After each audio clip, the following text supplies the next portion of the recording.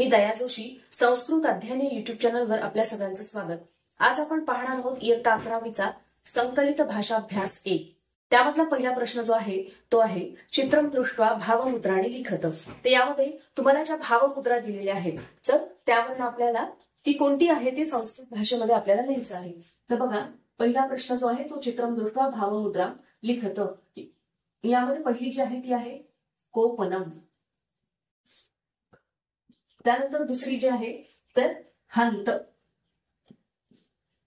त्यानंतर तिसरं जे आहे ते आहे मान्यम आणि चौथं जे आहे ते आहे चपेटिका। त्यानंतर पुढचा जो प्रश्न आहे तो आहे अंकैहि अक्षरैहि योग्यम उत्तरम लिखत। तर तुम्हाला काही संख्या ज्या आहेत तर त्या कशा दिलेल्या आहेत, काही अक्षरांमध्ये दिलेल्या आहेत आणि काही अंकांमध्ये दिलेल्या आहेत। तर ज्या अक्षरांमध्ये दिलेल्या आहेत त्या अंकामध्ये लिहायच्या आहेत आणि ज्या अंकामध्ये दिलेल्या आहेत त्या अक्षरांमध्ये लिहायच्या आहेत। तर बघा, पहिली आहे 38 म्हणजे 38। त्यानंतर दुसरी काय आहे 85 म्हणजे 50। तिसरी काय आहे 19 म्हणजे 19 आणि त्यानंतर चौथी जी आहे तर ती आहे 80 म्हणजे 80।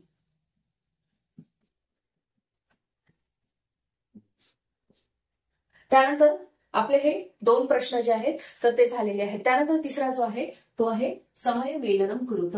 तर तुम्हाला अक्षरांमध्ये आणि अंकामध्ये जो वेळ दाखवलेला आहे तर त्याच्या जोड्या आपल्याला जोडायच्या आहेत। तर बघा, पहिलं काय आहे पंचवादनम।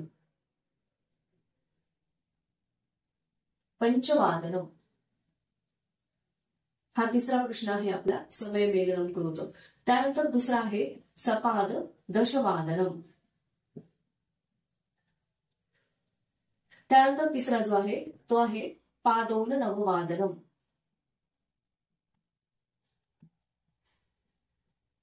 आणि चौथं जे आहे तर ते आहे सार्ध चतुर्वादनम।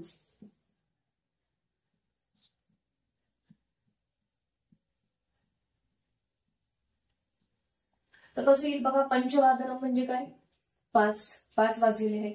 सपाद दशवादनम म्हणजे काय 10:15 10 वाजून 15 मिनिटं। पादोन नववादनम म्हणजे काय 8:45 आणि सार्ध चतुर्वादनम म्हणजे काय 4:30। तर हा जो आहे तिसरा प्रश्न समय मेलनम कुरुत हाही आपण बघितला। त्यानंतर प्रश्न चौथा जो आहे तर तो काय आहे व्यावहारिक शब्दस्तबक जे आहे तुम्हाला दिलेलं। तर त्यामध्ये त्या शीर्षकाखाली योग्य शब्द आपल्याला लिहायचे आहेत। तर पहिला आहे आहार, दुसरा आहे वस्त्रालय आणि तिसरा आहे आभूषणालय। आहार, त्यानंतर वस्त्रालय आणि नंतरचा आहे आभूषणालय।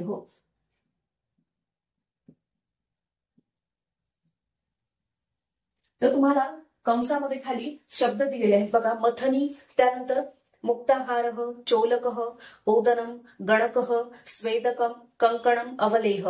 तर यापैकी योग्य त्या शीर्षकाखाली शब्द आपल्याला लिहायचे आहे। तर आहार मध्ये काय येईल अवलेह आणि ओदनम।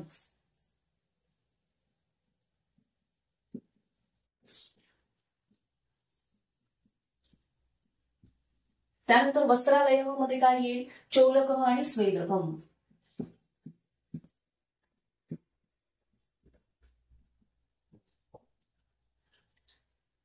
त्यानंतर आभूषणालयामध्ये काय येईल मुक्ताहार आणि कंकणम आणि मुक्ताहार। तर हा जो चौथा प्रश्न आहे तो आपला झालेला आहे। त्यानंतर बघा इथे काय दिलेलं आहे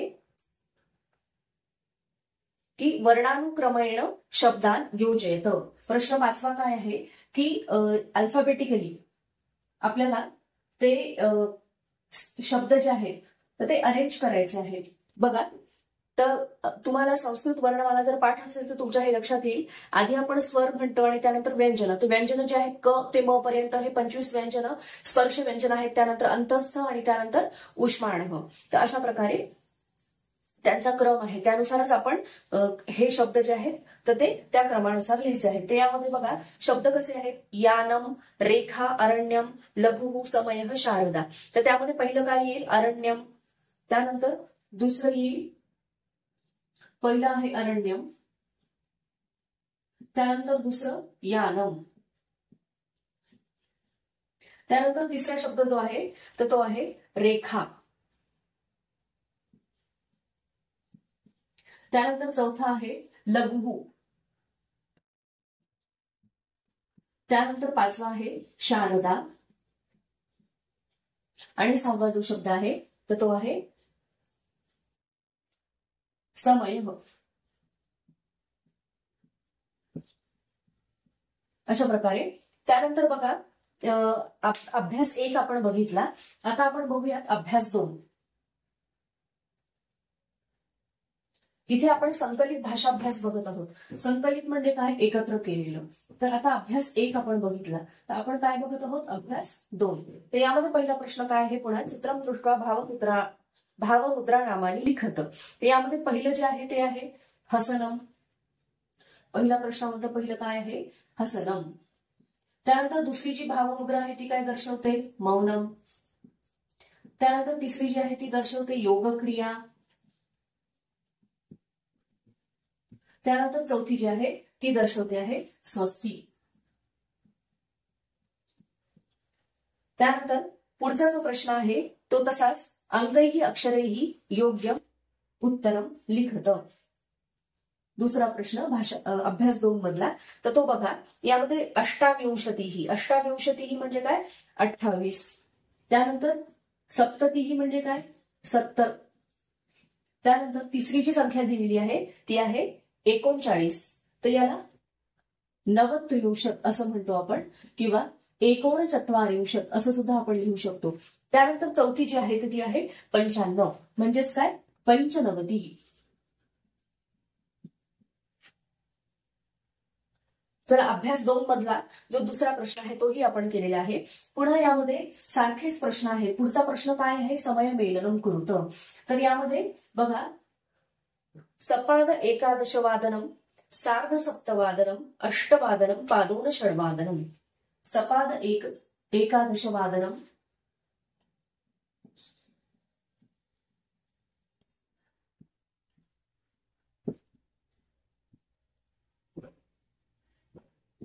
त्यानंतर पुढचा काय आहे, सार्ध सप्तवादनम.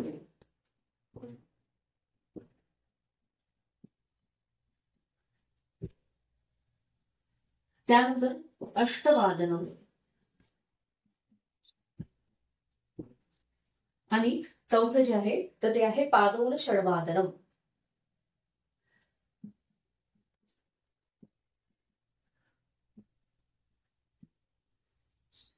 तर यामध्ये सपाद एकादश वादनम म्हणजे काय, 11.15. त्यानंतर सार्ध सप्तवादनम 7.30. त्यानंतर अष्टवादनम म्हणजे 8. आणि पादोन षड्वादनम म्हणजे काय, 5:45.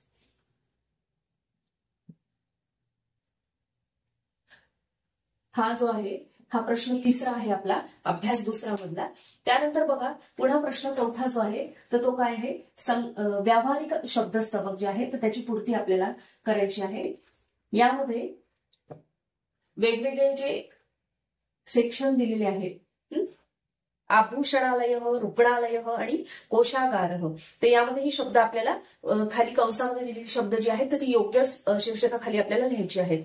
बघा, पारपत्रम, मेखला, धनादेश, तापमापिनी, अंगुलीयकम, उत्तरीयम, नाणकम, गुटिका.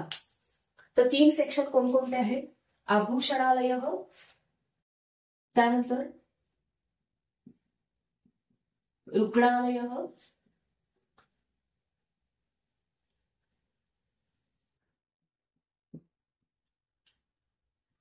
आणि कोशागार.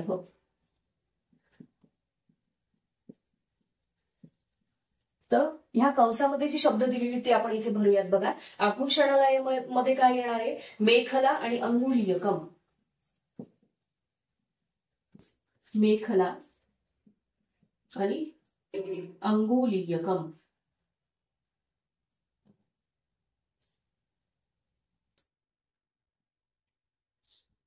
त्यानंतर रुग्णालयामध्ये काय येईल, तापमापिनी आणि गुटिका.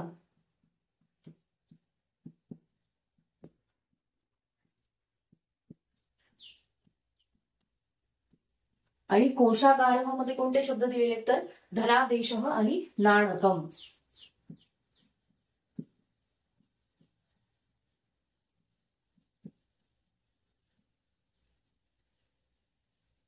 तर हा जो प्रश्न आहे आपला अभ्यास 2 मधला व्यावहारिक शब्दस्तबक हा घटक आपल्या झालेला आहे. त्यानंतर 5वा प्रश्न जो आहे तर तो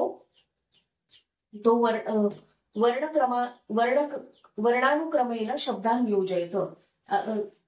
सारखेच प्रश्न आपल्याला अभ्यास 2 मध्ये पण आणि अभ्यास 3 मध्ये पण तसेच प्रश्न आहे. तर यामध्ये बघा पहिला जो प्रश्न आहे, पहिला जो शब्द आहे, आधी मी शब्द तुम्हाला सांगते यामध्ये कोणकोणते आहेत. कादंबरी, दंडी, औषधम, उत्सव, गणेश, धीवर. तर यामध्ये उत्सव हा शब्द पहिला येईल. त्यानंतर औषधम,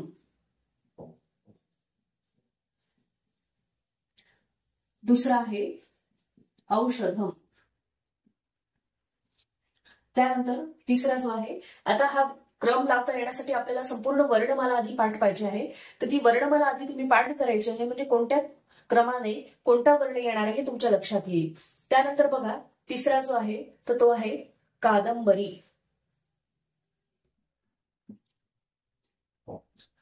त्यानंतर चौथा जो आहे तो आहे गणेश. त्यानंतर 5वा जो आहे तर तो आहे दंडी आणि 6वा आहे धीवर्ह.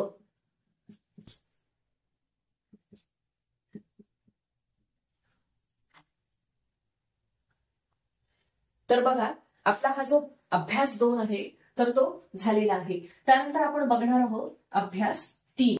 तर बघा पहिला अभ्यास 3 जो आहे त्यामध्ये जे चित्रदृष्ट भावमुद्रा आणि लिखत हा जो पहिला प्रश्न आहे त्यामध्ये पहिलं काय आहे, अनुगमनम. पहिला प्रश्न जो आहे अनुगमनम. त्यानंतर दुसरं जे आहे तर ते आहे अम्मो अशी प्रतिक्रिया व्यक्त केलेली आहे. त्यानंतर तिसरं जे आहे तर ते आहे धावनम. आणि चौथा आहे निदर्शनम. त्यानंतर प्रश्न दुसरा जो आहे तर तो आहे अंकैहि अक्षरैहि योग्यम उत्तरम लिखत. तर यामध्ये संख्या आपण बघूयात. आधी काय आहे पंचविंशती, त्यानंतर षटषष्टी, त्यानंतर 54 म्हणजे चतुष्पंचाशत आणि 77 म्हणजे सप्तसप्तती. बघा पहिला आहे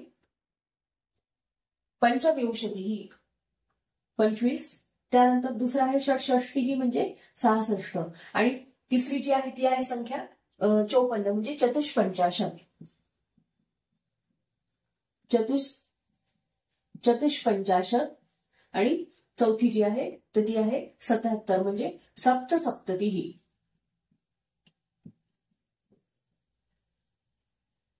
त्यानंतर पुढचा प्रश्न जो आहे तो आहे समय मेलनम कुरुत. तर यामध्ये पुन्हा आपल्याला एकदा जो वेळ आहे अक्षरामध्ये दिलेला त्याचा अंकांसोबत त्याचा आपल्याला मॅच करायचा आहे, मेलन करायचं आहे. बघा सपाद द्विवादनम,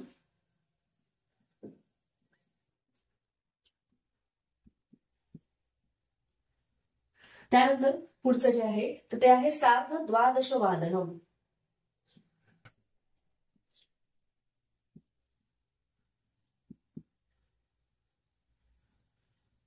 त्यानंतर तिसरा जो आहे तर तो आहे एकवादनम.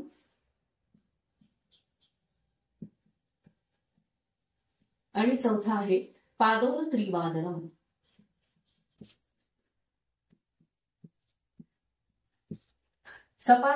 सपाद द्विवादनम म्हणजे काय, 2:15 वाजून 15 मिनिटं. त्यानंतर सार्ध द्वादश वादनम म्हणजे काय, 12 वाजून 30 मिनिटं, 12:30. एकवादनम 1 वाजलेला आहे आणि पादोर त्रिवादनम म्हणजे 2:45. त्यानंतर बघा पुढील प्रश्न जो आहे तो आहे व्यावहारिक शब्दस्तबक. तर यामध्ये तसंच आपल्याला जो कंसामध्ये जे शब्द लिहिलेले आहेत ते पुन्हा या शीर्षकाखाली आपल्याला लिहायचे आहेत. तर यामध्ये कोणकोणते शब्द आहेत बघा. धनाधिकारी, वेल्लनी, पर्यटक, चूडामणी, कटाह, त्यानंतर व्यवस्थापक, प्रवेशपत्रम आणि रुग्ण. भांडागार,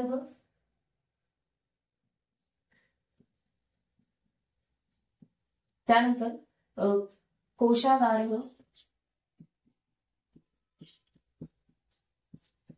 आणि पर्यटनम. यामध्ये भांडागार जे आहे तर यामध्ये काय काय येईल. वेल्लनी आणि कटाह.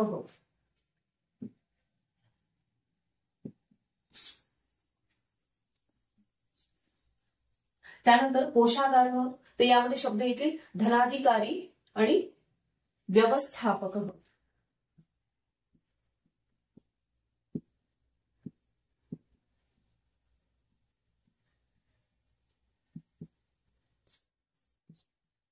त्यानंतर पर्यटनम यामध्ये काय येईल. पर्यटक आणि प्रवेशपत्रम.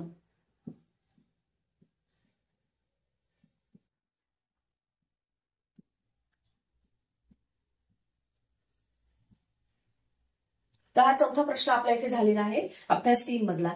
त्यानंतर पुन्हा 5वा प्रश्न जो आहे तर तो तसाच की वर्णानुक्रमेण शब्दान योजयत. ते यामध्ये शब्द आहेत बघा. हस्ती, पयः, अक्षयः, भवानी, कनकम आणि खद्योतः. तर यामध्ये पहिलं जे येईल ते आहे अक्षयः. अक्षयः. त्यानंतर दुसरा आहे कनकम. त्यानंतर तिसरा आहे खद्योतः. खद्योतः याचा अर्थ होतो काजवा. त्यानंतर चौथा येईल पयः. त्यानंतर 5वा शब्द जो आहे तो आहे भवानी. त्यानंतर 6वा जो आहे तर तो आहे हस्ती. तर आपला अभ्यास 3 जो आहे तो पण येथे संपलेला आहे. आता आपला सगळेच प्रश्न जे आहेत ते यातले संपलेले आहे संकलित भाषा अभ्यास मधले.